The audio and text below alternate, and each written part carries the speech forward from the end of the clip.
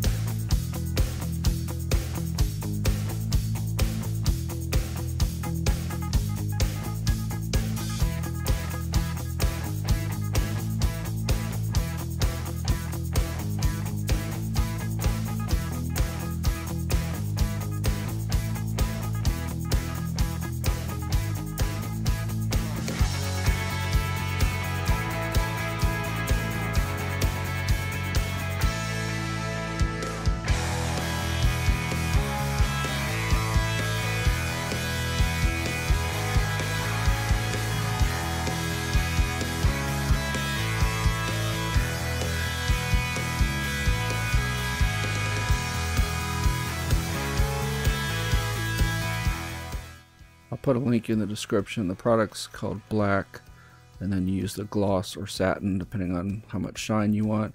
And yeah, the black seems to work well also on the cladding. Even though the cladding is not black, it didn't turn it black.